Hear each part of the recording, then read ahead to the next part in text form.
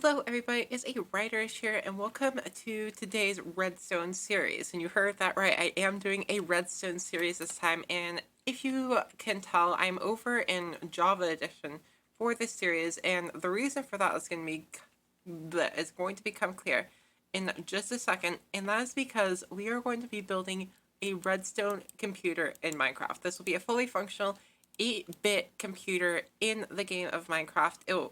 Once we have the entire thing completed, we will have the world up for download, of course.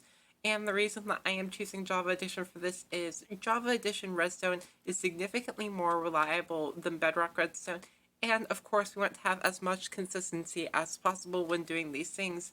So that is why we are going to be sticking with it. So what I'm going to be doing is I'm going to be putting on my research cap, doing a lot of looking into how exactly I want to start this. Like I said, it's going to be a series.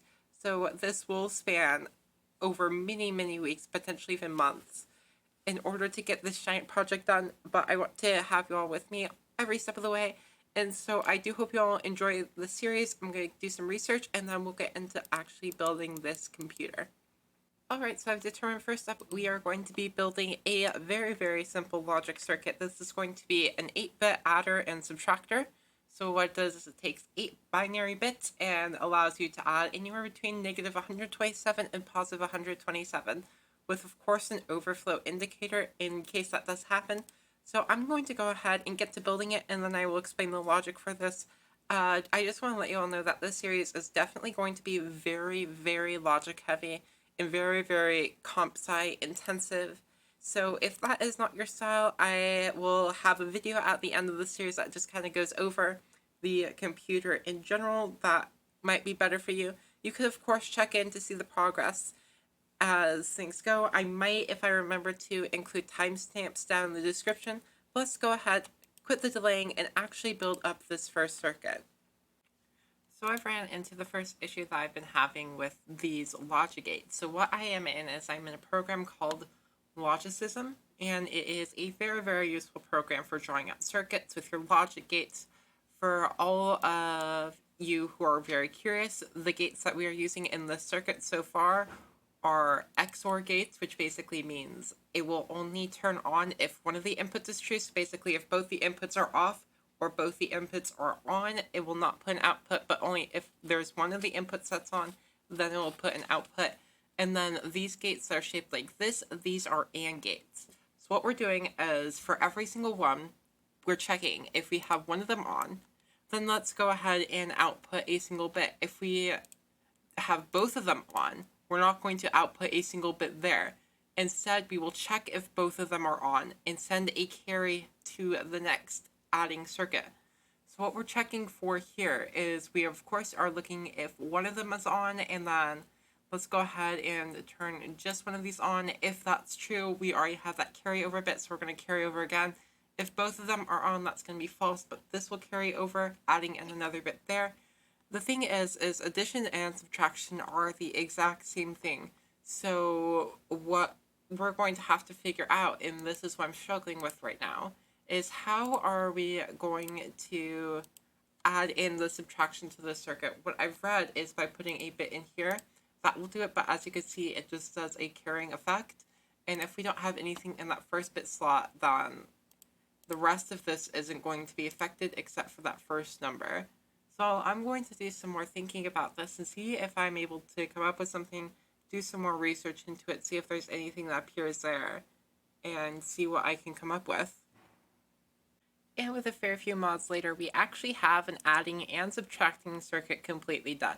So I'm just going to real quick show you all how this works. Let's go ahead and I'm going to pick the number 10. So we have 1, 2, 4, 8, 2 plus 8 is 10.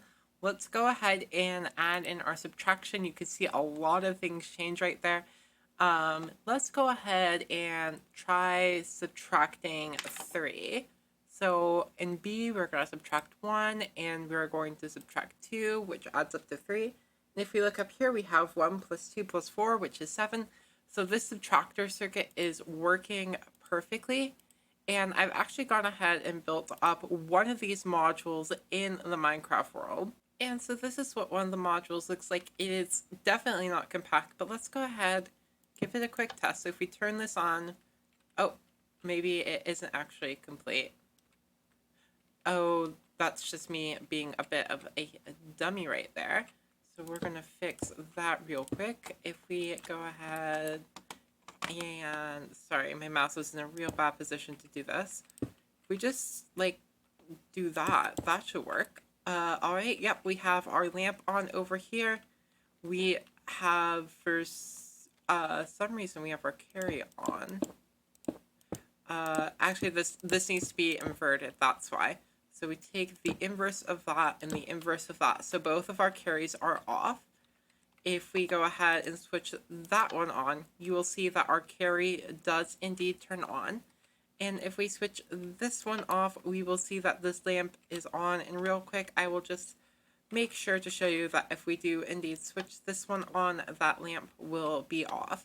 So this is a single module. All we need to do is actually replicate this 8 times or 7 more times total. And this will be the entire addition and subtraction logic done. And with the power of command blocks, specifically the structure block, I know they're different, but the structure block is super duper useful in the Java edition of Minecraft. I hope the Bedrock edition one actually gets an update. And we have all of our modules in.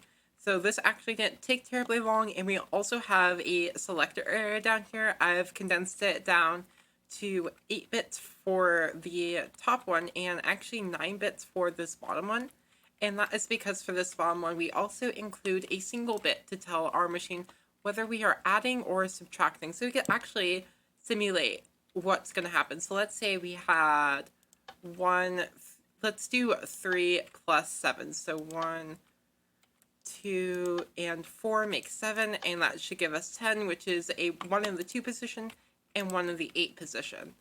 And actually from that 10 right there, so we'll go ahead and keep, so for 10, we're going to want 1 in the 2 position right there for A, and we're going to want 1 in the 8 position for A.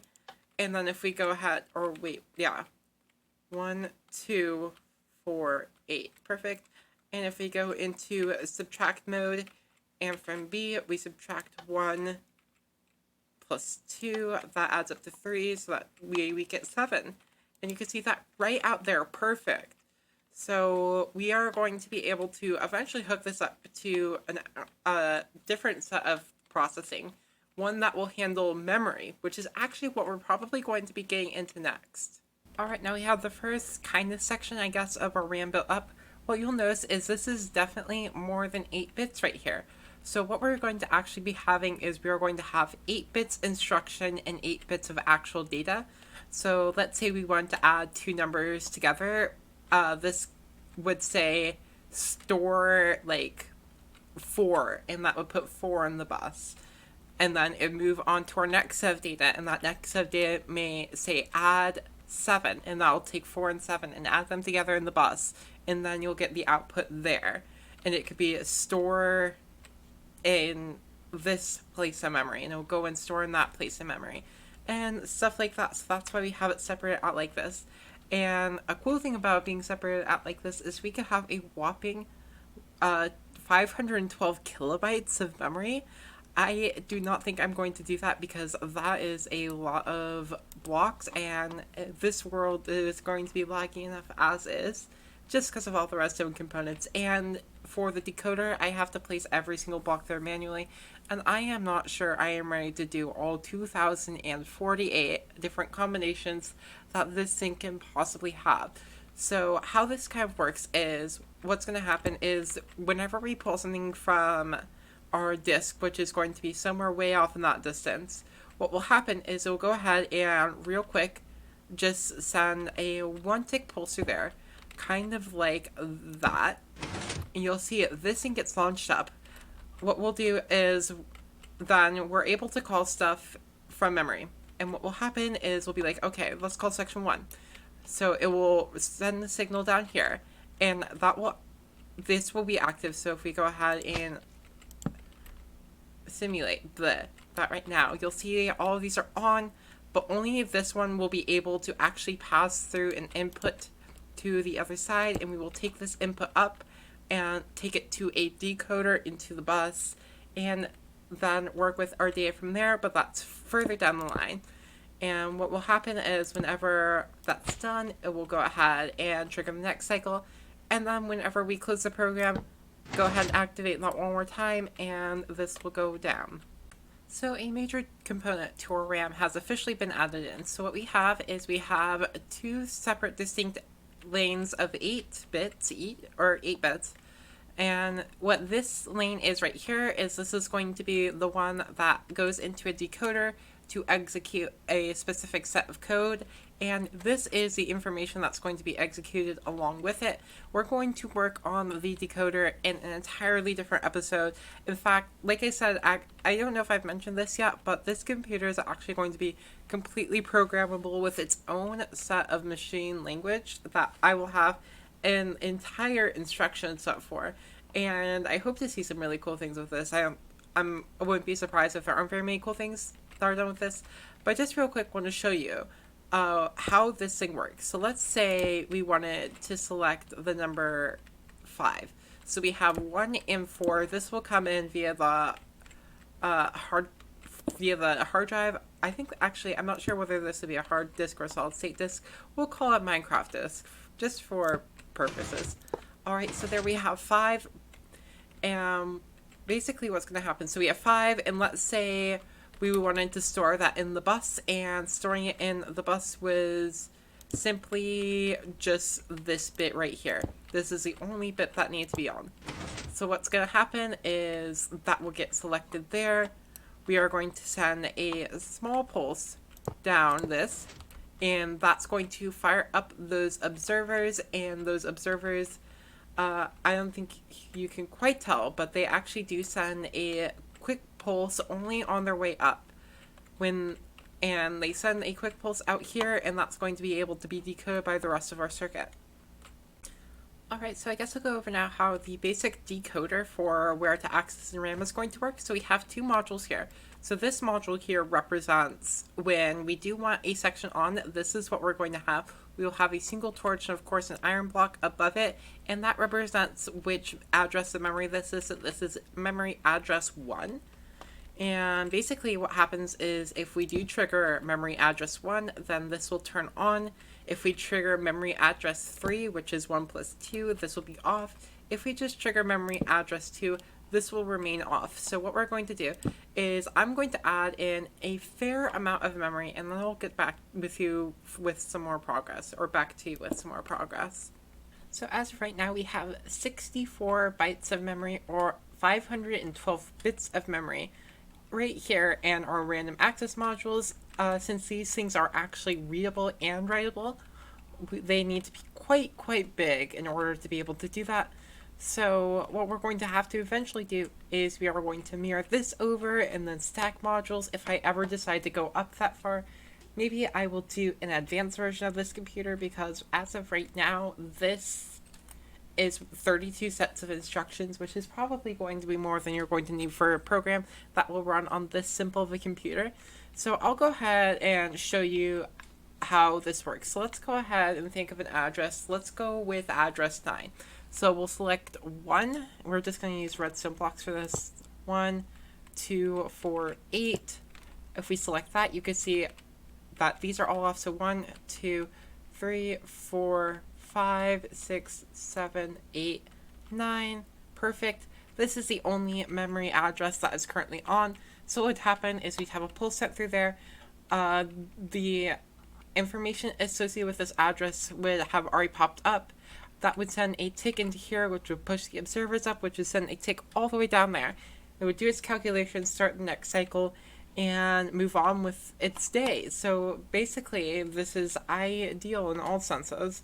So all I have to do now is, I guess, hook up each of these sections. So our magenta section, of course, is going to be our data, and our blue section right here is going to be our information, the instruction set. So I'm going to go ahead and fill in this entire thing, which may take a little bit, but it shouldn't be too bad with commands and structure blocks. Let me tell you, these things saved my life. So I'm going to go ahead and do that, and then I'll give you probably the final update for this episode. We have gotten quite a bit done, because we do have an entire adding and subtractor circuit right there, And we also have this thing right here, this beautiful, beautiful 64 bytes of random access memory. And just with that, we have the functionality of our RAM completely in. In the next episode, we are going to be working on having storage, loading things into RAM. Oh, I need to unpower that one. And then loading things from RAM into storage. And that will be definitely interesting. I have a couple ideas. So basically, I'll explain them in the next episode. It's going to be very, very interesting and should be a lot of fun. My computer is already suffering some frame hits from this, and in fact, I may have to give Minecraft some more. Oh no, I won't have to give it more memory, but I may have to give it more system resources in other ways, as she's sure struggling a bit. So all I have to do now is set all these repeaters to 2 ticks, and then we will be good. But I hope you all enjoyed today's episode. I am super duper excited to work on building this massive, massive redstone project with y'all. And when I am done with it, I will definitely be releasing it, as well as all the files that I used to help me get here, over on my YouTube channel in the links below. So I need to fix something here. Did I forget? Yes, I forgot to put redstone on top of here. That's why this one is selected. Perfect. That one's now off. And I do hope you all enjoyed it. If you did, please be sure to hit that like button. If you haven't already, please consider subscribing. But I hope you all have an absolutely wonderful day. And I will see you all in the next video. Goodbye.